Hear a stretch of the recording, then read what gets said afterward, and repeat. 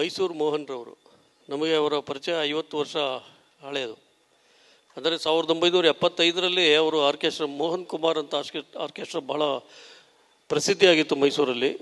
ಎಲ್ಲಿ ಯಾವ ರೋಡಲ್ಲಿ ಯಾವ ಮೇಯ್ನ್ ಫಂಕ್ಷನ್ ಆಗಲಿ, ಗಣೇಶ ಫೆಸ್ಟಿವಲ್ ಅಂತೂ ಪ್ರತಿ ರೋಡಲ್ಲೂ ಅವ್ರದ್ದು ನೋಡೋದಕ್ಕೆ ಜನ ಕಿಕ್ಕಿರಿತಾ ಇದ್ದು, ಕೇಳೋದಕ್ಕೋಸ್ಕರ ಕಿಕ್ಕಿರಿತಾ ಇದ್ದರು.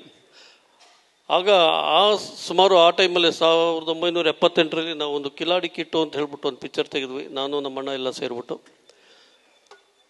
ಅದು ರಜನಿಕಾಂತ್, ವಿಷ್ಣುವರ್ಧನ್ ಇವರೆಲ್ಲ ಇದ್ದರು ಅದರಲ್ಲಿ. ಅಂಥ ಟೈಮಲ್ಲಿ ಇವರು ಹೇಳಿದಾಗೆ ಸಂಗೀತ ದಿಗ್ಗಜರನ್ನು ಹಾಕ್ಕೊಂಡು ತೆಗೆದಿದ್ದರೆ ಆ ಪಿಕ್ಚರ್ದು ಇದು ತುಂಬ ಇರುತ್ತೆ, ಕಲೆಕ್ಷನ್ ಜಾಸ್ತಿ ಆಗುತ್ತೆ, ನೀವು ಲಾಭ ಆಗುತ್ತೆ, ಅವ್ರನ್ನ ಹಾಕ್ಕೊಳ್ಳಿ ಇವ್ರನ್ನ ಹಾಕ್ಕೊಳ್ಳಿ ಅಂದರು. ಇವರ ಒಂದು ರೆಪ್ಯುಟೇಷನ್ನು, ಇವರು ಎಷ್ಟು ಹೆಸರು ಮಾಡಿದರು ಅಂದರೆ ಅದನ್ನು ಕೇಳಿ ನಾವು ಇವ್ರಿಗೆ ಸೆಲೆಕ್ಟ್ ಮಾಡಿಕೊಂಡ್ವಿ ಆ ಪಿಕ್ಚರ್ಗೆ ನೋಡೋಣ ಅಂತ. ಆಗಿನ್ನೂ ಇವ್ರಿಗೆ ಸುಮಾರು 23 ವರ್ಷ ಇರಬೇಕು ಮೋಹನ್ ಅವರಿಗೆ.